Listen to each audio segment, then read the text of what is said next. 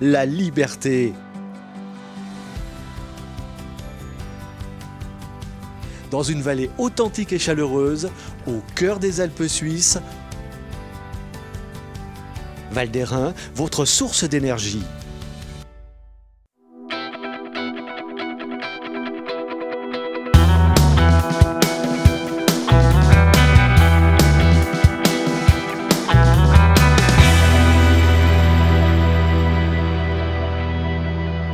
Bonjour, nous sommes ici dans le Val d'Aoste, à Bionna, à la Maison d'Antan, avec les organisateurs de Colontrek.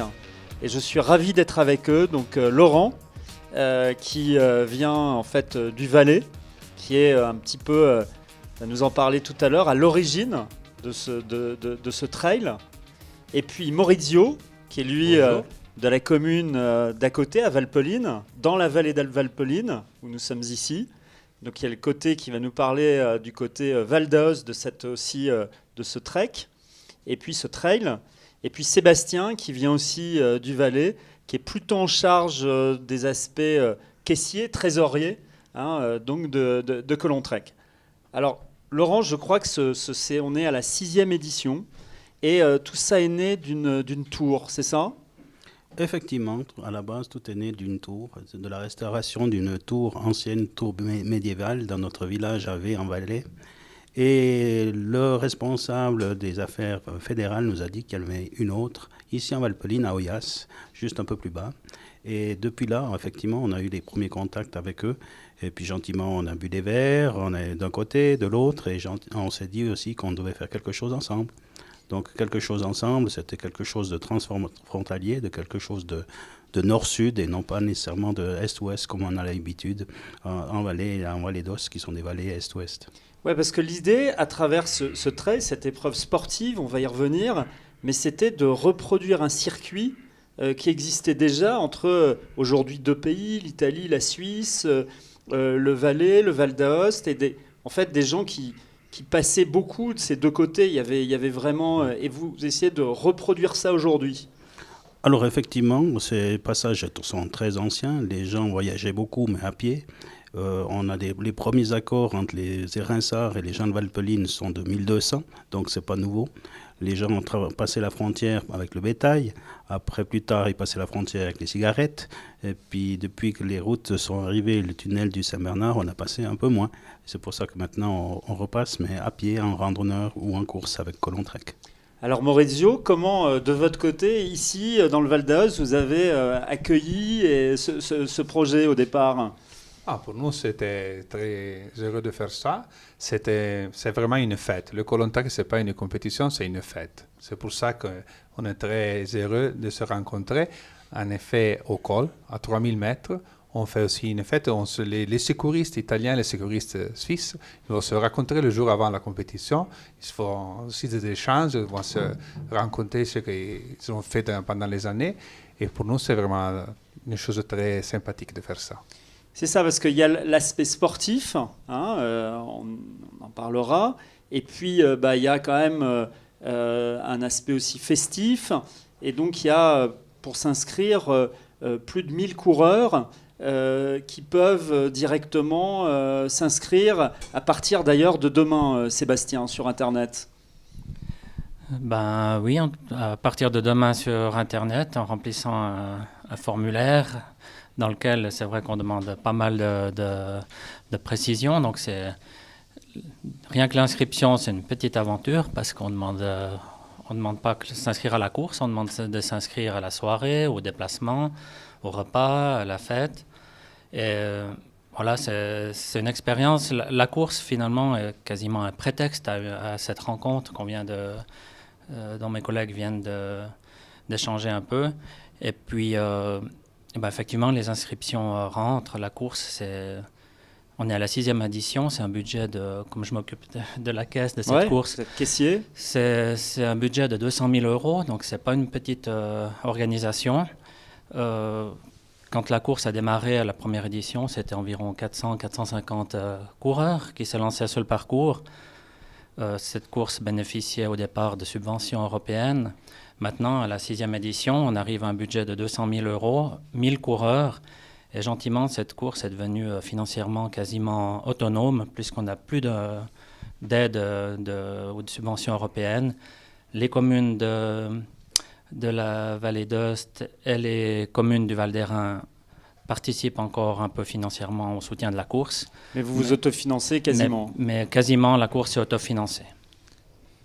Alors vous êtes aussi attaché à ce qu'il y ait, on a parlé des Suisses, des Italiens, mais aussi des Français, c'est de faire de cette course un peu et avoir plusieurs nationalités. Laurent? Oui, effectivement, on a pas mal de nationalités. La dernière fois, on avait 16 nationalités.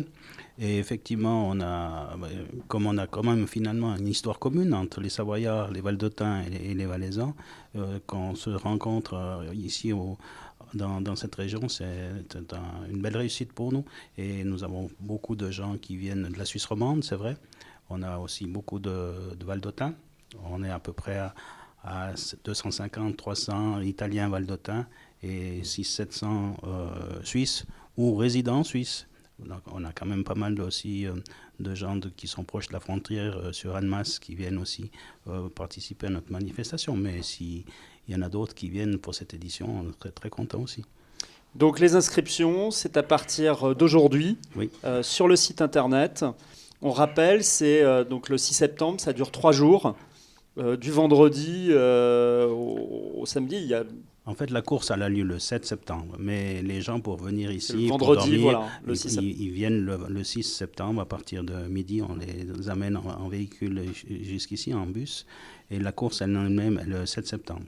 On peut aussi dormir à Arolla le 7 septembre et partir que le lendemain, parce qu'il y a aussi une manifestation que notre responsable de tourisme va nous dire tout à l'heure. Alors merci beaucoup, justement, maintenant on va parler de parcours. Je vous retrouve dans quelques instants.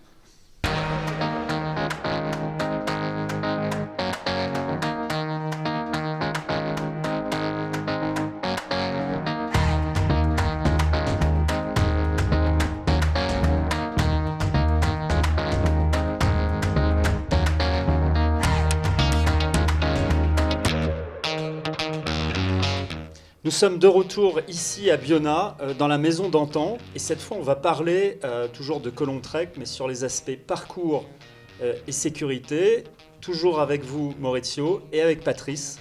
Donc nous allons d'abord parler de ce parcours. On l'évoquait tout à l'heure, c'est entre le Val d'Aoste, donc ça va partir à côté d'ici, et puis ça va aller du côté suisse et arriver à Arolla. C'est ça Maurizio? Oui, c'est ça. La particularité du Colontrek, c'est l'auteur. On départ à 2000 mètres à Place Moulin et on va jusqu'à 3000 mètres. À 3000 mètres, au col Colon, on va passer de l'Italie à la Suisse et on va arriver sur un glacier. On fait plus ou moins 1 kilomètre et demi sur le glacier. On va descendre jusqu'à Arolla. Ouais, c'est une particularité de ce parcours. On passe sur un glacier, on est à 3000, le glacier d'Arolla. Oui, en effet, on est sur le haut glacier d'Arolla dans un premier temps. Et là, une des exigences de la course, c'est que les coureurs doivent se munir de crampons. C'est des crampons en général préparés spécialement pour la course, qu'on met à disposition de la course et qui trouvent également achetés dans tous les magasins de sport de montagne. Et sinon, vous fournissez les crampons, hein? Alors, on fournit les crampons pour les coureurs. Donc, c'est des crampons, dans le règlement, c'est minimum 8 pointes réparties sur l'avant et l'arrière. Et la particularité aussi du parcours au niveau du glacier, c'est qu'on aura un balisage très précis, car les équipes ne s'encordent pas. Donc le balisage est précis, parfois suivant les conditions, on passe entre les crevasses et toute l'équipe de sécurité est sur le parcours pour assurer la sécurité des coureurs. Alors c'est une de ces particularités, ce qui fait que cette course, alors on va le rappeler, hein, il y a ce qu'on appelle les randonneurs qui vont partir d'abord à 8h30 samedi matin. Donc là, j'allais dire que c'est ouvert un peu au grand public, si je puis dire. Et puis il y a l'élite, qui eux sont plus des trailers un peu confirmés, mais ils partent tous à 2, c'est ça? Oui. Et notamment, c'est lié à la traversée de ce glacier. Oui, la particularité, c'est que le Colontrek, c'est surtout une fête. Alors, on a plus de 700 qui sont des randonneurs et plus ou moins 300 élites. Pour assurer la sécurité aux 700 randonneurs, il faut avoir plus de personnes que dans notre trail. En effet, seulement du côté italien, on a plus de 100 personnes. 100 personnes, d'accord, sécuristes, à la oui. sécurité. Entre Ok. sécuristes, docteurs, infirmiers. On a aussi 2 hélicos qui travaillent pour nous, qui bossent pour nous. Et c'est vraiment une force très importante pour assurer leur fête. Pour beaucoup de personnes, c'est une occasion pour traverser un glacier. Alors, il faut le faire dans une condition de sécurité absolue. Alors vous, de votre côté, donc là, il y a l'aspect donc du côté italien, dans le Val d'Aoste, où vous avez d'ailleurs, si j'ai bien compris, il y a un hélicoptère du côté italien pour la sécurité, et puis un hélicoptère aussi du côté suisse pour la sécurité aussi. Oui, en effet, on a un hélicoptère côté suisse, parce qu'il y a une partie du parcours qui est côté suisse, et si on doit rapatrier les blessés, on doit les rapatrier côté suisse, sans oublier qu'il y a une frontière entre deux. C'est un petit peu la particularité. Donc on fait aussi des équipes de 2 par rapport à l'éthique alpine, parce que c'est important, s'il y a quelqu'un de blessé qui ne se retrouve pas seul sur le parcours, c'est pour ça que c'est une course à 2 et pas une course individuelle.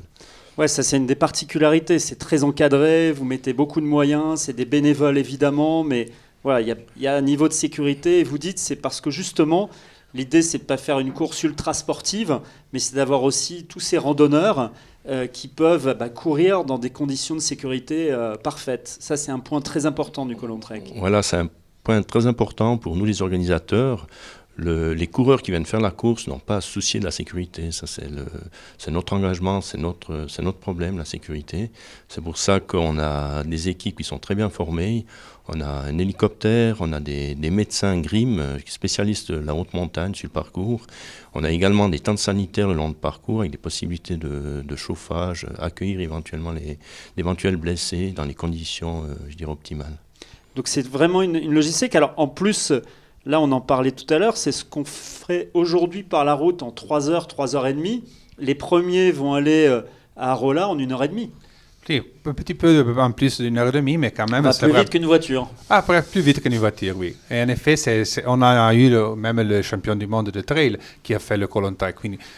Quand même, le niveau est aussi très haut, mais pour nous, l'engagement, c'est sur le dernier.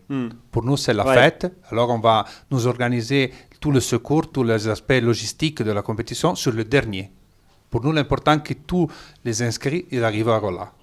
D'accord. Alors justement, on le voit, une logistique très importante pour la sécurité, pour l'organisation du parcours, et puis on va voir aussi pour les aspects de logistique, notamment d'hébergement.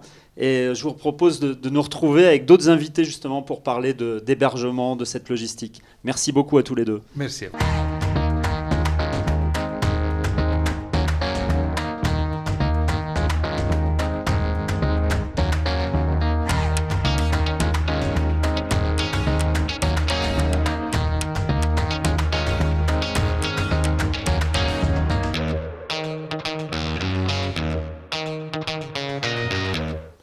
De retour ici à Bionna, à la maison d'antan, et on est avec Daisy, qui est la propriétaire de cette chambre d'hôte, ici, et qui est, on va en parler là, qui est responsable en plus de la logistique, l'hébergement, de trouver des hébergements pour l'ensemble des coureurs et de l'équipe autour de Colon Trek. Et puis Dylan, qui lui, de l'autre côté vallée, qui s'occupe de l'office du tourisme d'Evolène et qui va nous expliquer les animations plutôt à l'arrivée ou la deuxième partie du parcours. Alors d'abord, effectivement, il faut trouver quoi 1500 logements parce qu'il y a les 1000 coureurs plus toute l'organisation autour. Comment vous faites ? Oui, alors il faut trouver pas mal de logements parce que avant de partir avec les inscriptions, il faut que tous les coureurs ils peuvent loger. Et donc, on doit rechercher toutes sortes de logements, donc que ce soit bed and breakfast, hôtel, chambre d'hôte, appartement. Et voilà, on les cherche soit dans le Grand Saint-Bernard, que naturellement dans toute la Valpeline, et puis on va jusqu'à Aoste à chercher. D'accord, des donc chambres. entre Aoste et ici, alors avec quelque chose, c'est que le matin, départ de la course, il y a un bus Oui. qui fait la navette et qui vient chercher les gens dans leurs différents logements. Exactement. Enfin, il y a des bus. Oui, il y a plusieurs bus. Mais la chose jolie, c'est que voilà, ceux qui partent de Suisse peuvent déjà partir en bus, venir ici, faire la soirée de briefing à Valpeline.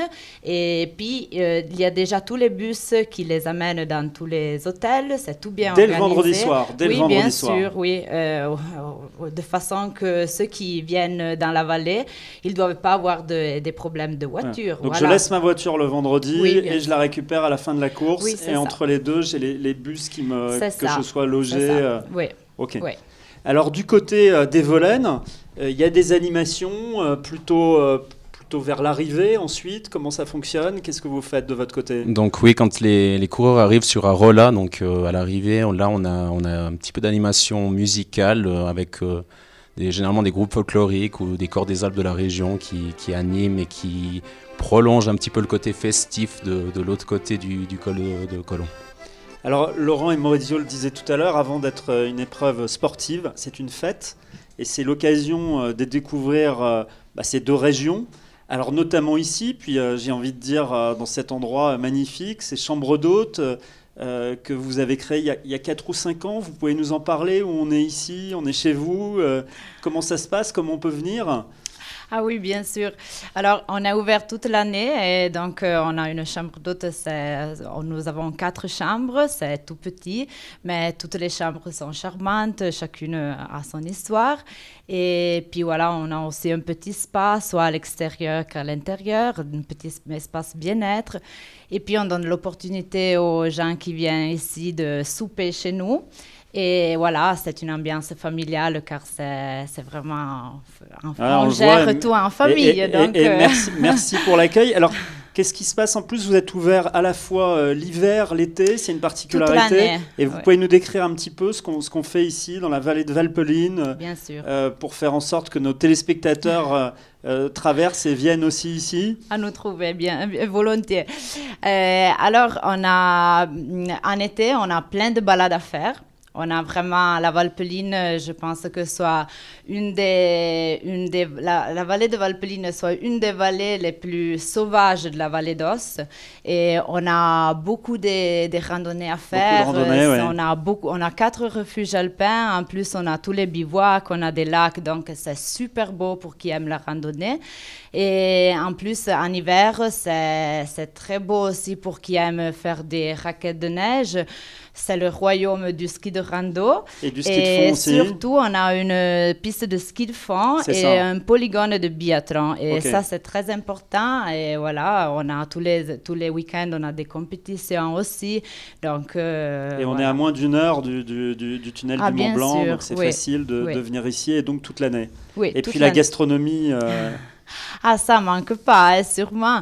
Nous, on cherche, je pense un peu dans toute la vallée, on cherche surtout de proposer les plats typiques et les produits locaux. Donc, on donne toujours la priorité aux fermes qui produisent les produits locaux. Et aussi les vins, on choisit que des vins Val d'Otère. Alors, vous avez aussi, pas mal d'atouts du côté des Volaines. Là aussi, c'est un moyen Colontrek de faire découvrir ce qui se passe et ce qu'on peut y faire et y découvrir. Tout à fait. Donc maintenant que j'écoute l'intervenant, Daisy, juste expliquer, on se rend compte qu'on a énormément, voire tout en commun. On partage un territoire, on partage une langue, on partage des rites et coutumes. Et puis, on va dire le Val d'Airain également, c'est beaucoup spécifié dans le côté terroir, dans le côté patrimoine, dans le côté nature. Et comme ici, c'est vraiment les atouts qu'on essaie de mettre en avant. Donc, ouais, parce que cette course, c'est ça, montrer qu'en fait, il y avait des passerelles entre des deux côtés. Exactement. Vous en apercevez effectivement, et finalement, notamment... je pense sur l'aspect développement économique, on est très semblable aussi. Donc c'est super qu'une course, qu'un événement comme le Colontrek permette de mettre aussi en avant cet aspect-là. Et c'est vrai qu'on partage énormément de choses. Alors pour revenir sur un patrimoine commun, en conclusion, il y a la course et puis le 8 septembre, donc après Colontrek, il y a aussi un événement qui réunit cette fois aussi une partie, j'allais dire française. C'est les Vaches d'Airain, c'est ça, hein? Tout à fait. Donc, on a une nouvelle infrastructure, ça s'appelle l'Airain Arena, qui est basée aux Odères, donc dans le Val d'Airain. Et cette année, elle accueille la rencontre internationale des races d'Airain, donc des reines de la race d'Airain. Et cette rencontre, c'est l'espace Mont Blanc, donc elle accueille avec les Valdôtains, les Valaisans, les Savoyards et les Hauts-Savoyards, exactement. Ouais. Ça, c'est le 8 septembre. Le 8 septembre, voilà. Super. Eh bien, d'ici là, il y a Collontrek, hein, donc la course le 7, le 6 septembre, dès le vendredi soir. On s'inscrit sur Internet. C'est ouvert à partir de maintenant. C'est 60 € ou 100 francs suisses avec 2 repas, plus les hébergements en plus. Notamment, vous hébergez des coureurs. Ici, Oui, on peut. oui, bien sûr. Ok. Oui. Pas trop, hein, on en a Ouais. deux. Oui. 4, voilà. Oui, voilà, mais quand même. Eh ben, écoutez, 4 merci beaucoup pour l'accueil ici. Et puis, très bon Collontrek à tous les deux. Et donc, à très vite. On suivra 8 Mont Blanc et très heureux d'être partenaire. Et donc, on suivra la course aussi à partir du 6 septembre. À très vite.